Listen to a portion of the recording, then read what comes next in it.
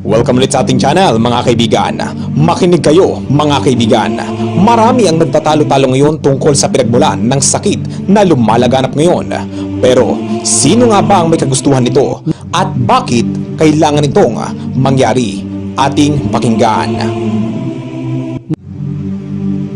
Maraming naliligalig ngayon at ang iba ay natatakot sa mga pangyayari sa ating mundo dahil sunod-sunod ang mga pangyayari na sadyang ang iba ay halos mawala ng pag-asa.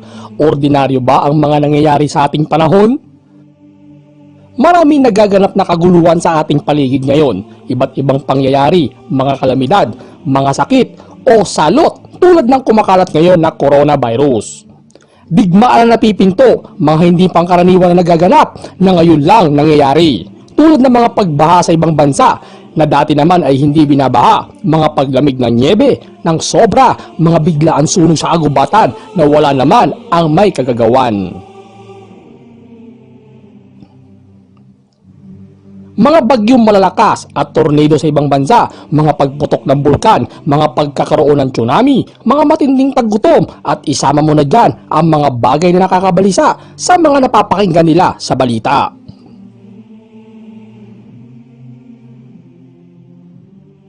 Iba't ibang pangyayari na bigla na lang dumadating na hindi natin namamalayan at hindi lamang sumagi sa ating isipan. At marami pang mga kaganapan na hindi tayo makapaniwala kung bakit ito nangyayari sa ating panahon. Hindi lang kakaibang kaganapan, pati ang mga pag-uugali ng mga tao ngayon. Laganap ang karahasan, mga walang galang sa magulang, mga sinungaling, mga mapanirang puri, ang iba ay kawalan ng pag-ibig, at iba pang mga uri nito na sadyang mapapaisip tayo na ano na ang nangyayari sa ating mundo. Pero, bakit nga ba nangyayari ito sa ating panahon, munting kaalaman? Alam nyo, sasagutin natin yan isa-isa, sumubaybay lang kayo hanggang huli dahil sinisigurado ko sulit ang inyong mapapakinggan. Ating sasagutin kung bakit nagkakaroon ng mga kalamidad o bakit ito dapat mangyari at bakit nagaganap ang mga bagay na hindi pangkaraniwan at bakit meron lumalaganap na sakit tulad ng coronavirus. Sino ang may kalooban nito? Ituloy na natin. Alam mo, ang lahat ng ito ay sangkap na mga kaganapan sa buong mundo na pinagpauna sabihin ng Biblia. Pero normal lang ba ang mga nangyayari? Kung ako ang tatanungin at iisa-isahin mo ang mga trahedya at kalamidad, sadyang normal ang bawat pangyayari. Subalit, meron akong ipapapansin sa inyo na hindi ito normal sa ngayon. Sapagkat hindi ito isang pangkaraniwan dahil kung mapapansin mo, sabay-sabay itong nangyayari. Mga nakakatakot na kaganapan sa ating paligid, mga banta sa ating buhay. Una, bakit nagkakaroon ng malalakas na kalamidad? Alam nyo, hindi po ako ang sasagot. Hayaan po natin ang Biblia ang magpaliwanag kung bakit. Uunahin natin kung bakit mayroon lindol na malalakas. Unang talatang ating babasahin, pakinggan ninyo at inyong unawain. Dito sa Job 9:5 hanggang 6. Nang siyang naglilipat ng mga bundok at hindi nila nalalaman pagka niliglig niya sa kanyang pagkagalit, na siyang umuuga ng lupa sa kanyang kinaroroonan at ang mga haligi nito nangayayanig. Ibig sabihin, kung atin uulitin, na siyang umuuga ng lupa. Ang ibig sabihin, Diyos ang may gawa ng mga malalakas na paglindol. Munting kaalaman, bakit naman gagawin ito ng Diyos sa mga tao? Ano ang dahilan? Magandang tanong iyan, kaibigan. Pero kung iyong uulitin sa talata, dun din sa Job 9:6, ang sabi, na siyang naglilipat ng mga bundok at hindi nila nalalaman pagka niliglig niya sa kanyang pagkagalit. Yan ibig sabihin, galit ang Diyos sa mga tao. Tanong, bakit naman magagalit? Hindi pa rin ako ang sasagot, Biblia pa rin ang ating pasasagutin kung bakit ginagawa ito ng Diyos at bakit siya galit. Dito sa isang talata pa ng Biblia, basahin natin. Roma 1:18. Ganito ang sinasabi, sapagkat ang puot ng Diyos ay nahayag mula sa langit, laban sa lahat ng kasamaan at kalikuan ng mga tao, na mga sinasawata ang katotohanan ng kalikuan. Ayun naman pala kung bakit nalindol at bakit ito ginagawa ng Diyos sa mga tao dahil sa mga paggawa ng kasalanan at mga kalikuan. Nandyan ang mga pagpatay, pagnanakaw, mga hindi kumikilala sa Diyos, mga gumagawa ng kasamaan, mga kasakiman, mga maibigin sa kalayawan. Kaya isa sa mga palatandaan kapag nagagalit ang Diyos sa mga tao kapag lumilindol. Pero tanong, lindol lang ba? Paano yung mga pagputok ng bulkan at mga pagbaha, bagyong malalakas, mga tsunami at iba pang kalamidad? Diyos pa rin ba ang may gawa nun? Alam mo, oo, siya pa rin ang may gawa nun. Hindi po ako may sabi niyan. Basahin po natin ulit dito sa awit 104:32. Na siyang tumitingin sa lupa at nayayanig, kanyang hinihipo ang mga bundok at nagsisiusok. Narinig mo kaibigan, siya ang may gawa ng pagputok ng bulkan dahil ang sabi sa talata, kanyang hinihipo ang mga bundok at nagsisiusok. Ibig sabihin, kagustuhan niya ang mga pagputok ng bulkan. Alam mo, pati niya ang tsunami, siya din ang may kalooban. Hindi rin po ako may sabi niyan. Babasahin ulit natin sa talatang Amos 9:6. Ganito ang sabi. Siya na gumagawa ng kanyang mga silid sa langit, kumatha ng kanyang balantok sa lupa, siya'y tumatawag ng tubig sa dagat at ibinubugso sa ibabaw ng lupa. Panginoon ang kanyang pangalan. Ang sabi, siya ang tumatawag ng tubig sa dagat at binubugso sa ibabaw ng lupa. Ibig sabihin, ito yung tidal wave, mga tsunami na nangyayari maging sa panahon natin. Alam mo, kaya ginagawa ito ng Diyos sa mga tao para maalaala siya ng mga taong nakakalimot sa Kanya dahil sa mga kasalanan na ginagawa ng mga tao sa mundo na sobra na. Kaya nagpaparamdam siya sa pamamagitan ng mga kalamidad upang ang tao ay tumawag sa Kanya at makapagbagong buhay dahil sa kasalanan. At tulad nga na naitapik natin na nakaraan, ang Sodoma at Gomora, kaya ginuno ng Diyos ang lugar na iyon dahil wala na siyang masumpungan na kahit isang banal man lang at walang sino man ang nakakaalala sa Diyos. At alam mo, hindi lang yan, pati ang mga bagyong malalakas, siya din ang may gawa at pinapahintulot niya itong mangyari. Basahin ulit natin upang hindi tayo magkaroon ng sariling haka. Dito sa talata ng Biblia sa Jeremias 25:32, ganito ang sabi. Ganito ang sabi ng Panginoon ng mga hukbo. Narito, kasamaan ay mangyayari sa bansa at malalakas na bagyo ay ibabangon mula sa kahuli-hulihan bahagi ng lupa. Yan, malinaw ang nabasa nyo. Magbabangon siya ng mga malalakas na bagyo tulad ng sabi natin kanina upang ang mga tao ay magising sa mga kasalanan. Kaya meron tayo mga bagyo na hindi pangkaraniwan ng lakas at ito rin ang sanhi ng matinding pagbaha at mga sakit tulad ng leptospirosis. Kalooban niya ang lahat ng ito upang ang tao ay makapagbagong buhay at tumawag sa Kanya. Pero alam mo, mas kikilabutan ka sa mga susunod kong sasabihin sa inyo. At sasagutin natin ang tanong kanina kung bakit merong coronavirus ngayon na kumakalat. Sino ang may kalooban nito? At dagdag ko rin kung bakit mayroong mga balang na tinatawag nila sa English na locust na nangyayari ngayon sa Africa at mga lupang natutuyo dahil sa kawalan ng tubig ulan. Ang lahat ng ito ay nakasulat pa rin ba sa Biblia? Alam nyo, pakinggan ninyo ang mga talata. Ikalawang Kronika 7:13, basa. Kung aking sarhan ang langit at anutpat huwag magkaroon ng ulan, o kung aking utusan ng mga balang na lamunin ng lupain, o kung ako'y magsugo ng salot sa gitna ng aking bayan. Deuteronomio 28:61. Padadalan din niya kayo ng iba pang karamdaman, hindi nabanggit sa aklat na ito ng kautusan hanggang sa kayo'y mapuksa. Narinig nyo at nabasa? Ang lahat ng iyan ay kagustuhan ng Diyos sapagkat ang lahat ng tao ay makasalanan ng sobra. Kaya nangyayari ang mga kalamidad ngayon at iba't ibang uri ng sakit. Ang iba ay walang lunas tulad ng AIDS, mga kanser, Ebola, SARS, Corona, virus at MERS. At ito pa rin ang matibay na ebidensya. Basahin natin sa Deuteronomio 28:22 naman. Lilipulin kayo ni Yahweh sa pamamagitan ng sakit ng pagkatuyo, nag-aapoy na lagnat, pamamaga ng katawan at sakit sa balat. Padadalan din niya kayo ng matinding init at tagtuyot. Hindi kayo titigilan ng mga ito hanggang hindi kayo nalilipol.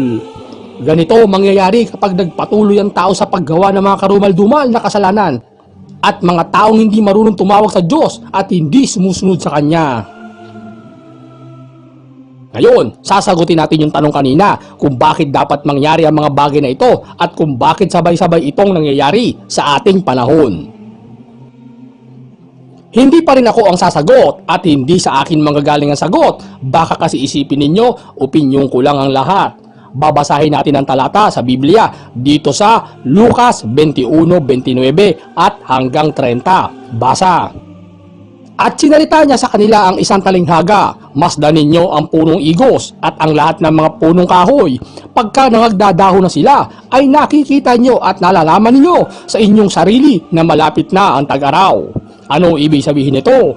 Ang mga pananalitang ito ng isang talinghaga ng ating Panginoong Hesus. Ano ang dahilan? Bakit niya ito sinabi? Ito, ibaba natin ng isa sa talatang 31, dun din sa Lucas, upang malaman natin kung anong ibig sabihin nitong talinghaga. Gayon din naman kayo, pagka nakakita ninyong nangyayari ang mga bagay na ito, talastasin ninyo na malapit na ang kaharian ng Diyos. Ibig sabihin, pala ng talinghaga na yung kaibigan, malapit na daw ang kaharian ng Diyos. Paano yung mga bagay na mangyayari na binabanggit ng talatang ito? Basahin natin sa Lucas 21:11. Ganito naman ang sinasabi. At magkakaroon ng malakas na lindol, at sa iba't ibang dako ay magkakagutom, at magkakasalot, at magkakaroon ng mga bagay na kakilakilabot, at ang mga dakilang tanda mula sa langit. At doon din sa talata sa Lucas 21:25 naman, ganito ang sinasabi. At magkakaroon ng mga tanda sa araw at sa buwan at sa mga bituin. At sa lupa ay magkakaroon ng kasalatan sa mga bansa na matitilhan dahil sa ugong ng dagat at mga daluyong. Ayun, kapag nakita nyo daw ang mga bagay na ito, ay malapit na daw ang kaharian ng Diyos. At narinig nyo rin, magkakasalot o katumbas, magkakaroon ng mga sakit tulad ng coronavirus at iba pang sakit. At ang sabi pa, mga tanda sa langit, sa itaas, mga kababalaghan. Kaya hindi nakakapagtaka kung ano-ano ang nakikita natin sa paligid at sa taas ng kalangitan na hindi pangkaraniwan. Tulad niya ng binabanggit dito sa Gawa 2:19-21. Ganito ang sabi. At magpapakita ako ng mga kababalaghan sa langit sa itaas at mga tanda sa lupa sa ibaba, dugo at apoy at singaw ng usok. Ang araw ay magiging kadiliman at ang buwan ay dugo bago dumating ang araw ng Panginoon, yaong araw na dakila at tangi. Nakakakilabot dahil lahat ng ito ay nangyari na sa panahon natin. Tama yung sinasabi ng Biblia na malapit na ang kaharian ng Diyos sapagkat ang mga palatandaan ay nangyari na at tulad din dun sa sinasabi ng Panginoong Hesus na mababasa sa Mateo 24:6 at hanggang 7. Ganito naman ang sinasabi. At makakarinig kayo ng mga digmaan at mga alingaw-ngaw ng mga digmaan. Ingatan ninyo na huwag kayong mga luminahan, sapagkat kinakailangan ito'y mangyari, datapwat hindi pa ang wakas, sapagkat magsisitindig ang bansa laban sa bansa, at ang kaharian laban sa kaharian, at magkakagutom at lilindol sa iba't ibang dako. Yan. Ito yung tagpo kung saan nagtatanong ang mga alagad ni Jesus sa kanya kung kailan tanda ng kanyang pagparito muli. Ang sabi, magkakaroon ng digmaan at alingaw-ngaw ng digmaan. Tulad niya na naitapit natin na nakaraan. Tapos na mangyari ang digmaan noong una at ikalawang digmaan pang daigdig. At ang mga paglindol at tagutom sa iba't ibang dako ay patuloy na nangyayari sa ating panahon. At ito rin yung tanong kanina, kung dapat ba ito'y mangyari? Ang sagot ko, oo. Kasi sabi niya sa talata sa Mateo 24:6, ang sabi, sapagkat kinakailangan ito'y mangyari, datapwat hindi pa ang wakas. Narinig nyo, malapit na ang kaharian ng Diyos. Ibig sabihin lang noon, sa panahon tayo kung saan ay malapit na talaga ang pagbabalik ng Panginoon. Pero baka may magtanong ng ganito, noon pa naman merong ganyan Matagal na sinasabi yan. At noon pa man, may mga pangyayari ng ganyan. Alam mo kaibigan, nagkakamali po kayo. Sapagkat ang lahat ng mga bagay ngayon na sunod-sunod na pangyayari, ngayon lang nangyayari. Hindi po ako ang may sabi ulit niyan, basahin natin para mas malinaw sa inyong lahat. Dito sa Marcos 13:19 at ang sabi, sapagkat sa mga panahong iyon, ang mga tao'y magdaranas ng matinding kapighatian na hindi pa nararanasan mula nang likhain ng Diyos ang sanlibutan at hindi na muling mararanasan pa kahit kailan. Ito ang matibay na katunayan na ang mga pangyayari ngayon ay ngayon lang nararanasan at hindi pa nararanasan buhat ng pasimula. Kaya hindi nakakapagtaka ang mga pangyayari sa ating panahon. Pero ano pa ba ang matibay na talata para malaman na sa huling araw na tayo o malapit na tayo sa kawakasan? Meron pa bang mababasa munting kaalaman? Meron kaibigan, at ito rin ang panahon natin ngayon na sadyang mapanganib at ang mga tao ay puro kasamaan. Ito, basahin natin para mas malinaw sa inyo.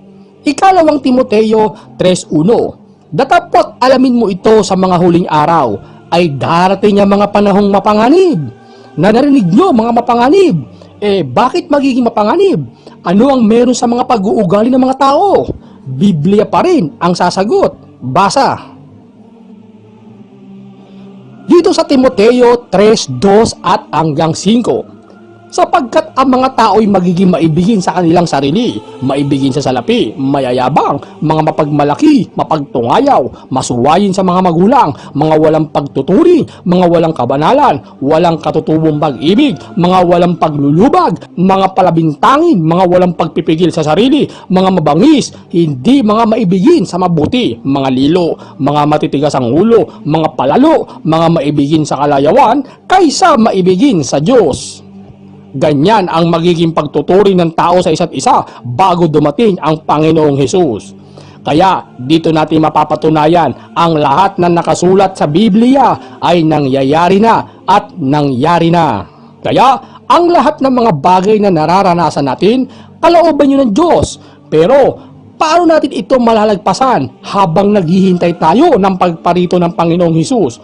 Ano ang magiging panlaban natin ngayon sa panahon kung saan ay mapanganib na at ano ang kailangang gawin ng bawat isa? Alam mo kaibigan, hindi ako ang sasagot kung ano ang gagawin. Hayaan natin ang Biblia pa rin ang sumagot. Basahin natin at madaling tandaan ito, Roma 12:12. Basa. Magalak sa pag-asa, magmatiisin sa kapighatian, magmatyagain sa pananalangin. Narinig nyo, magmatyagain sa pananalangin. Ibig sabihin, kung meron man pinapagawa ang Diyos sa panahon natin na sadyang mapanganib, walang iba kundi ang manalangin lagi sa Diyos. Pero tanong, dapat pang magalak kapag ganito ang nangyayari?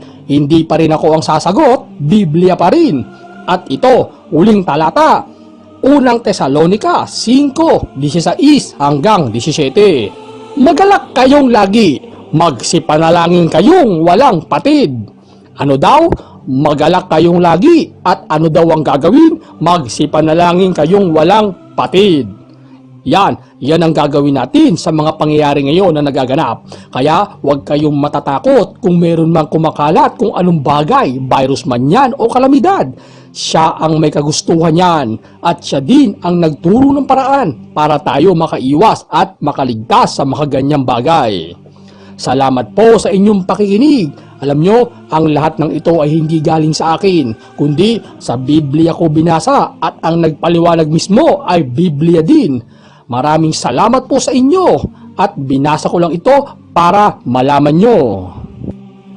At dyan natatapos ang ating munting kaalaman at ito ay lahat kinuha sa Biblia na pwede natin ibahagi sa iba. Dahil tulad lagi na sinasabi namin sa inyo, mabuti na ang merong alam Kesa naman sa kung kailan gusto mong malaman ng isang bagay, doon ka pa lang magtatanong. Mabuti na ang advance. At para sa iba pang kaalaman at mga kapupulutan ng aral, makikisuyo lang po kami sa inyo. Pag-subscribe lang po ang ating YouTube channel at i-click lang po ang bell icon para ma-notify din kayo sa aming bagong video upload. Nag-upload po ako ng 2 o higit pa sa loob ng 1 linggo. At mag-comment lang po kayo kung ano ang ating susunod na topic para magawan po natin ang pagsasaliksik. Maraming salamat po sa inyong pakikinig at muli hanggang sa susunod. Paalam!